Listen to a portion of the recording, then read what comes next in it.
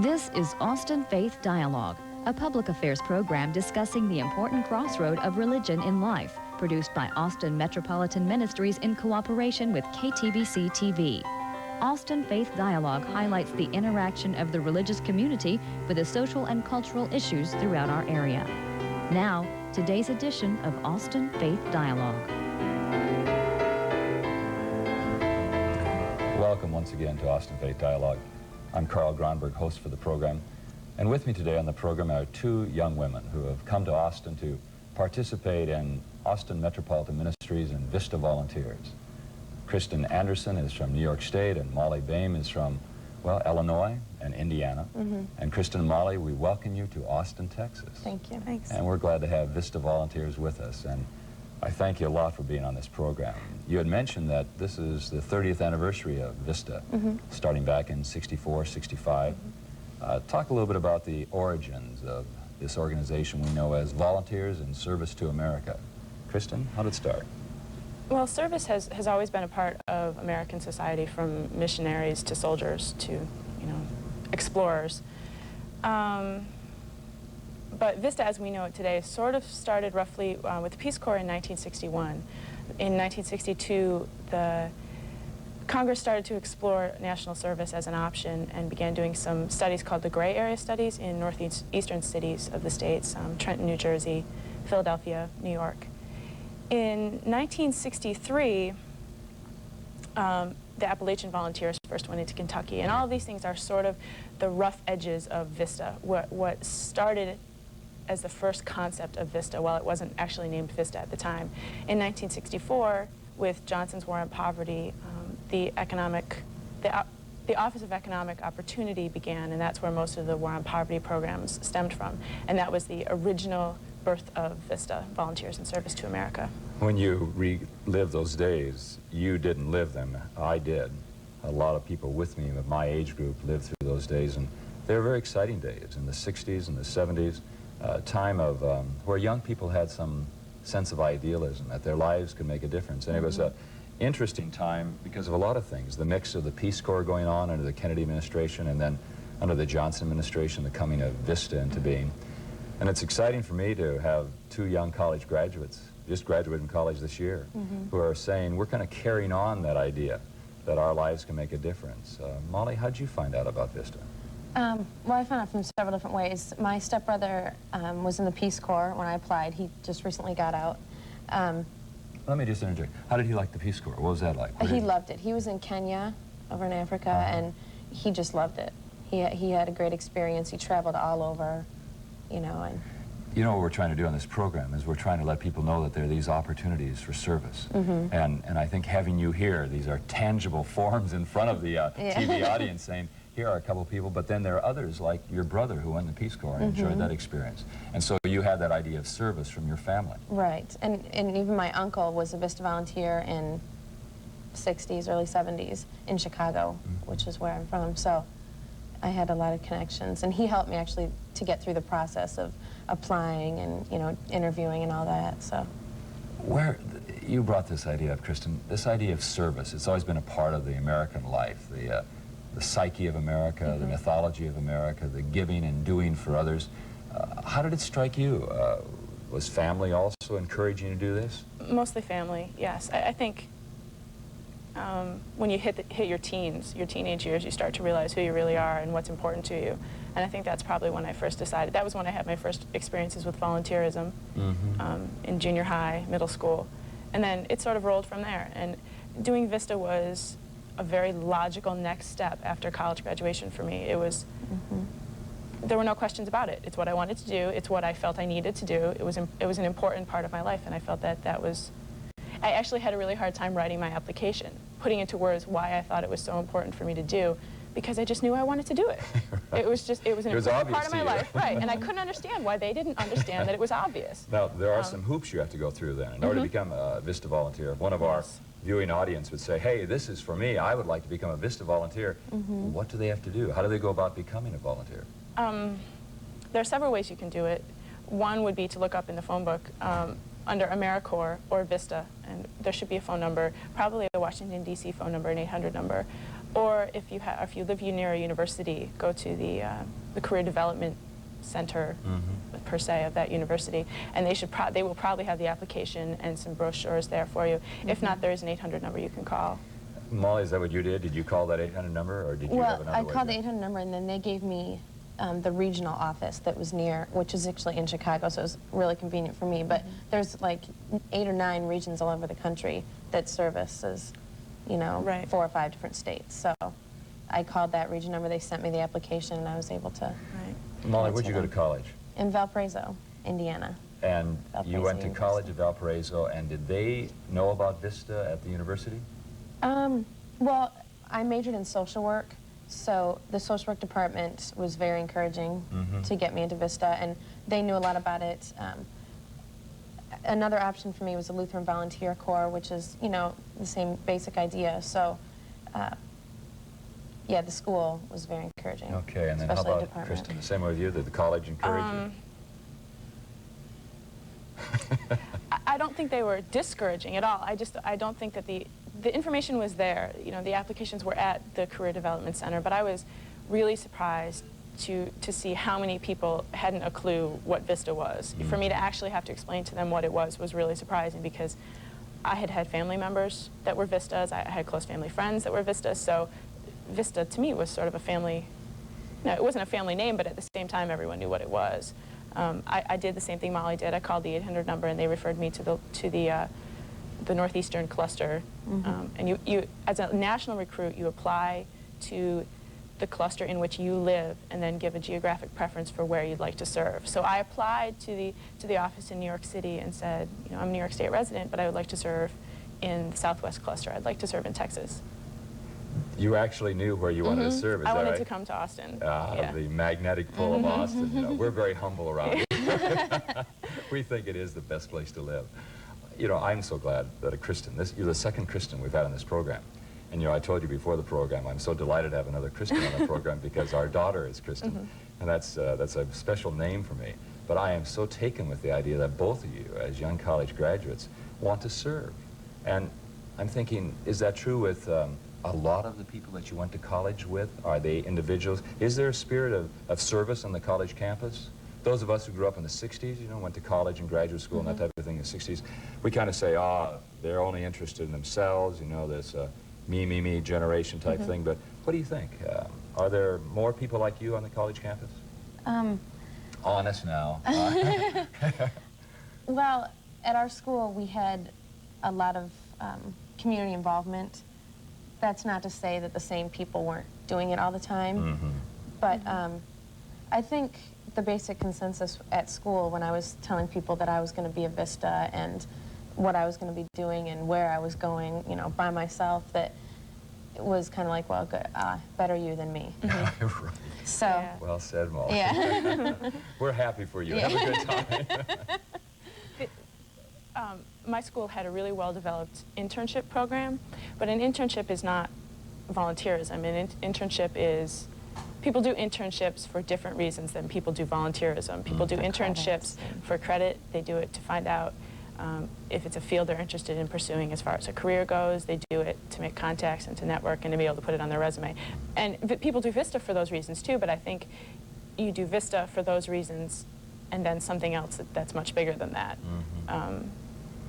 I mean, because there are bonuses to doing VISTA, but there's also a lot of Personal gain. Yeah, but a lot of things that you wouldn't be getting if you were going to say into just, you know, a normal paying job. Well, and that's what I'm wondering, and we talked about this a little bit before coming on the air, that difference. Volunteerism is different, because not only are you making some contacts or networking, but to encourage people to get involved in volunteerism, you have to say there's another dimension. And I'm not sure, I might have my idea what that is, but do you have any thoughts what it might be? What is that difference in being a volunteer? Well, I guess, I mean, we've only been here, what, like a month and a half, and already I've become just so much more satisfied with my thoughts, my thought pattern, the kind of person I am, simply because I know I'm going to work every day and I'm making a difference, whether it's, you know, with the person at lunch that, you know, I smiled at or something. I mean, I know that I'm doing something, and because I'm working with the homeless population, that I'm going to make a difference some way or another. And I think that's what Kristen really started us with, is this whole idea of servanthood and being able to serve people. VISTA has taken different shape and form through the years. In the 30 years of VISTA, it started out really attracting a lot of young people during those 60s, but now it's not just for 22-year-olds coming out of college, isn't that right? It's changed, hasn't it? Most of the people at our training were in their 30s and probably early 40s. I was really surprised. A lot of it actually was, and I can only speak for the training that I went to and the people that I met, a lot of it was perhaps mothers who were coming back into the workforce and felt that VISTA was a really good way for them to do that. That's exciting. And there were people who were, you know, very much a part of the community that they were going to be serving, and that's a very important concept in VISTA, to be a part of the community that you're serving. You're serving the low-income populations, therefore you need to live with the low-income populations and become a part of that community. And I think that's really that difference, because it seems to me like VISTA offers the opportunity of people identifying with one another and somehow holding up, and I think it's done uniquely with each person, but holding up this idea that we're in this together, and that whether it be in the Peace Corps, like your brother, did you say? My stepbrother. Stepbrother? That says to the world community we're in this, or if you come to Austin, Texas, from Chicago and from upstate New York, that we're in this together as citizens of this country. I was also wondering about VISTA in terms of where it's going. Where do you project the future of VISTA? 30 years it's been around, and President Johnson's administration, you know, and as I said, we, from the 60s, we're pretty excited about all those things that were happening. Where do you see it going? You're going to have, what, 18 VISTA volunteers in Austin? Where do you think? Well, there's going to be many more in Austin, but The program that we're working for, there will be 18. Okay, through Austin Metropolitan Ministries, okay. Where is VISTA going to go, do you think? Not very far if the Congress doesn't approve its funding. There are some debate in Congress right now as to whether or not VISTA is worth funding, and the whole AmeriCorps program, the National Corporation for Community Service. So that's something those of you Austin Faith Dialogue could do, if that they see you here and can say, this is worthy of our attention, and they could contact their congressman, is that right? oh yes, That would be a wonderful thing to do. keep this program going and keeping it strong. So if the funding comes through, you see a future for VISTA. And being- to maintain the amount of volunteers that it can take in each year. Okay. Well, we're going to take a break and talk about Austin Metropolitan Ministries. And after that break, we're going to come back, and what Kristen, like you and Molly do, is tell our Austin Faith Dialogue viewing audience a little bit about what you're going to do here in Austin and how you're going to make a difference as volunteers for VISTA here in Austin. Stay with us on Austin Faith Dialogue. Serving Austin means serving you. That has always been the primary goal of Austin Metropolitan Ministries. We are religion in action through the work of these organizations. Each plays a key role in making the capital city a better place to live, but we can't do it alone. Do you have some spare time, talents, or any resources that you can share? If you do, please call AMM at 472-7627, because serving Austin means serving you.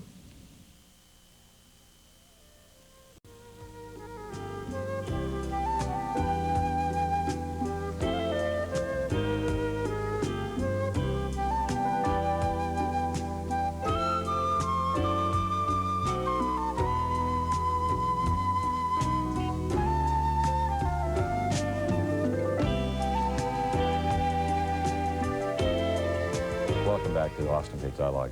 We're celebrating an anniversary, 30 years of VISTA in our country, and now here in Austin, we're particularly blessed and pleased to have VISTA volunteers coming in through Austin Metropolitan Ministries and other agencies. And today on our program, we have with us Kristen Anderson and Molly Boehm, who are two volunteers for VISTA, and we've talked a little bit about the background and even the future if Congress allocates the money for the future of VISTA.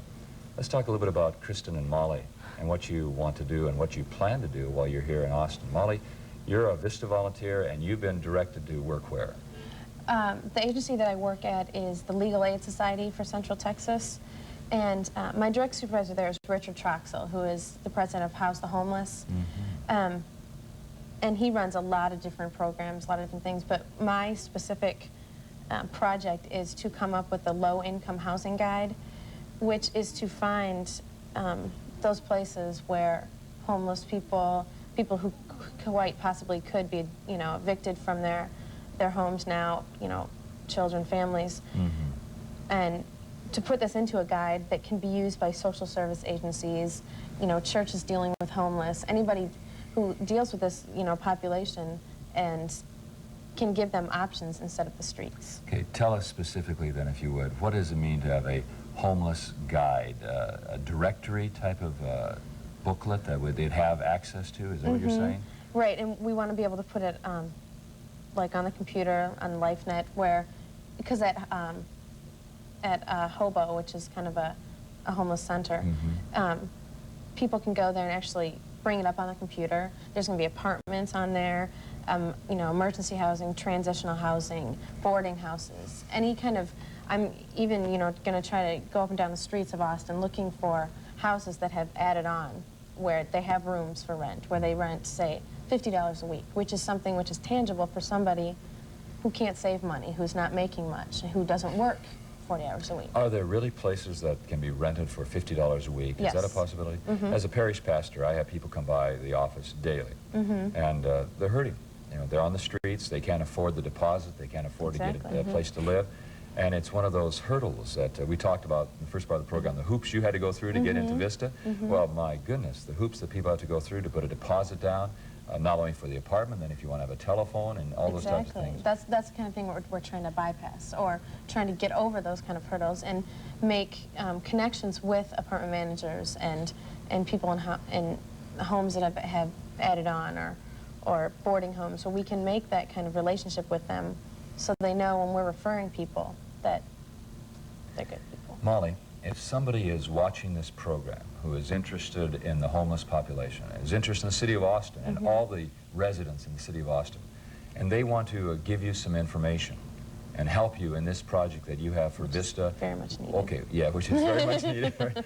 Molly, what do they do? How do they get hold of you? Where do they contact you? Well, I'm at the Legal Aid Society for Central Texas. If they call and ask for me, then they'll get me. Okay. I mean, you know, the receptionist will, you know, direct the phone call towards me. But what I would hope that people who would want to help would be able to give me references or contacts, or give me their support. And maybe, because I have a problem with my project now, is that I don't speak Spanish. And, you know, a lot of people do, obviously, and only speak Spanish. And when I'm going out to these different houses and I can't speak Spanish, that puts a barrier between me and the information that I need.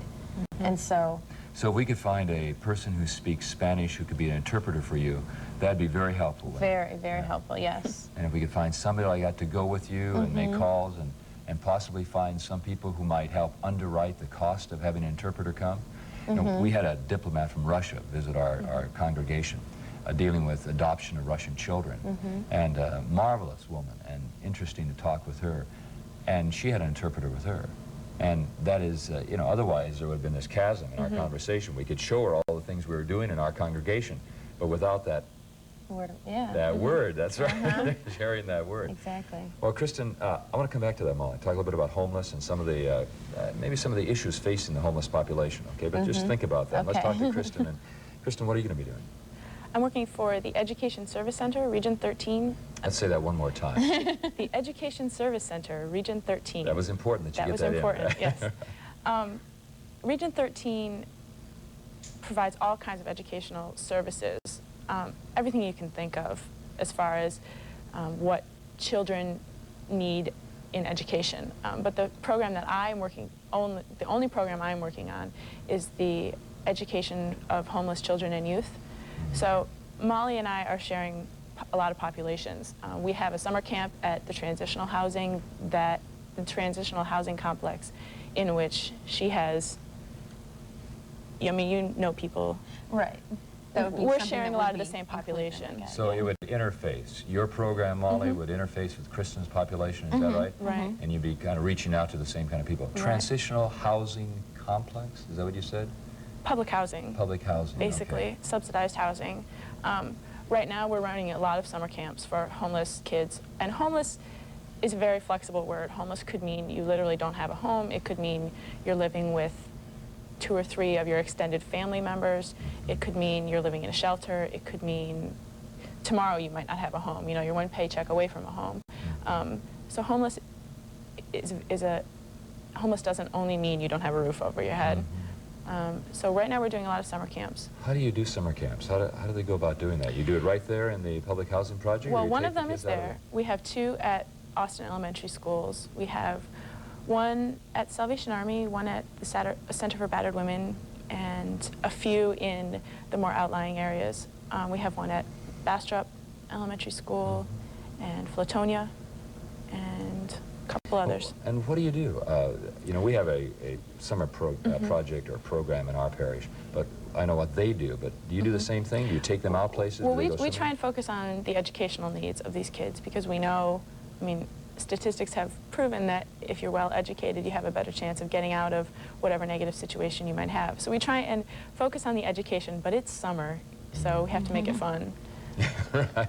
So can't stay in the classroom all the time. Right, exactly. So we have teachers, we have a lot of volunteers that help us out. So we try and concentrate on the education so that they come out of things a little better in the end, but they do a lot of field trips and a lot of fun stuff. And in all of that, you're building community, you're building a sense of well-being and self-esteem in those children, letting them know they're valuable. And that's important as a VISTA. One of VISTA's most important tenets is that we aren't there to help the community, we're there to help the community help themselves. We're not there to be leaders, we're there to develop leaders. We're not there to make decisions, we're there to help the community decide what they need. And you buy into that philosophy? You think that's a possibility? Yes. I think it's important to recognize the fact that I'm there doing this job, but I'm only there for a year. Who's going to be doing my job when I leave? I have to be developing a safety net of people who are willing to work and people who are willing to volunteer. See, Kristen, I think that's the difference, Molly. And the difference is that you're giving to them a vision of life, a vision that says there's a possibility that you can be out of this, out of the problems you're facing, and that there is an opportunity ahead for you. And that's really a belief system, in my estimation. You got to believe that that can happen. Exactly. Right. Because if they're just cynical and say, no, that can't make any change at all, nothing's going to happen. And you're lifting up some ideas that there can be a change. Who funds that program, those summer programs that you have? The government, the federal government. There's a grant called the McKinney Homeless Assistance Act, and a lot of the money for homelessness work of all kinds comes from that grant. See, and I think that's important also for this television program, to lift up in front of those viewing it, that money has to come from someplace. And that if we look at this idea that we're in this together, then we can also say, because we're in it together, we can help fund these programs. And it's not, are you wasting that money? No. I think it's important because some people have the gall, if you will, to say that's just wasted money. But it's not, is it, Kristen? No, and I think Molly and I are both in the financial situation right now to suggest that we know what wasted money is, and we're not. We don't have the money to waste, so it's not an option. We're talking about money. What about VISTA volunteers? Do you receive any kind of stipend? How do you exist? It's basically a subsistence pay. One thing they made clear in training or orientation was that, you know, we're getting subsistence paid in order to live and pay our rent and eat, but we're volunteers. That's what we are. You know, we don't have a salary. We don't have profit. Right. This is not a job. This is not a job. We are volunteering to make the community better. Have you heard the stock market is going great guns? Aren't you interested in this? But you're investing in a different way, aren't you? Right. And you're investing in something also that has great potential, and that's human beings. People, yeah. Getting back, I was going to ask you also, VISTA volunteers, you can do this for a year, 2 years, 10 years? How long can you do this? The regular service time is 1 year, but depending on how well your service goes and what kind of relationship you have with your supervisor, there are options to extend that. But most people, you know, everyone goes in with the idea that this is a 1-year contract, if you will. And you almost have to go in thinking it's going to be 1 year, because if you aren't there after a year, you have to set up a program where it can continue. Right, exactly. So the expectation is that you're going to, in that year, set up this, as Kristen mentioned, something that'll continue after you leave. How about yourselves? Where do you see yourselves a year from now, after just tasting it for, what, a month? Have you been here a month, did you say? What do you think? Is it something that's exciting enough that maybe you might want to re-up and stay another year, or do you think you might go on to graduate school, or what are your thoughts? Those are all options. Yeah. If I do VISTA, I may try and do it in another community just to, I mean, at this point in my life, is a good time to explore all kinds of geographic regions in the States. So it would be a good opportunity to, well, I love Austin. I love Austin. I love my placement, but No, I think it's great. it's a good opportunity One of the things to I take try to do advantage as of a it. parish pastor is I want the young people to get this idea that at 22 or 25, they're young, and that they have this idea, and some think they're over the hill you know, when they hit 25. And this whole idea that you can be experiencing so much of life in this decade of the 20s of a person's life. Well, what about the homeless population? We don't have a lot of time left, but what do you think you can do, Molly, to make a difference? Well, working with House the Homeless and Richard Troxel, we, right now we're working, or he's working towards getting rid of the no camping rule and trying to get signatures, trying to get it on the November ballot to vote, and we're trying to get the homeless population off the streets. But by arresting them and putting them in jail is not going to, it's not going to solve the problem. It goes around, it costs more money. I'm not sure necessarily people understand that, but There has to be a better way, is what you're saying. there's got to, I mean, you have to, healthcare, job training, alcohol and drug abuse programs. A lot of people need this, and without it, they're going to stay on the streets. Is there a certain segment of the population that wants to live on the streets, do you think? Or have you had a chance to really dialogue with enough people? I haven't had the chance to dialogue with a lot of people, so Come back I and tell can't me really about answer that. that. I'd be interested in knowing that. Kristen, we're just about ready to wrap up this edition of Austin Faith Dialogue, but thanks for being here. Is there anything you want to say about what you anticipate in this year? It's going to be a great experience. I'm really looking forward to it. I mean, just a month is just a touch. It's just a taste. I'm really looking forward to it. Well, we're so fortunate that Molly has come to Austin, and Kristen, that you've come to Austin. And as we celebrate now in Austin and throughout the nation this 30th anniversary of VISTA, we're truly grateful that there are young people like you from Valpo and SUNY, is that right? Yep, Binghamton? Binghamton. That say, we're going to go down to Texas and make a difference. And to you in the Austin Faith Dialogue viewing audience, I want to invite you to consider the importance of supporting these young people, checking into what they're doing, and then offering your volunteerism, that you too can make a difference, that all of us are in this together, we need one another, and that together we'll have a better community, a healthier community, a more vibrant community. Thanks for watching Austin Faith Dialogue. Be with us next week. Peace be with you.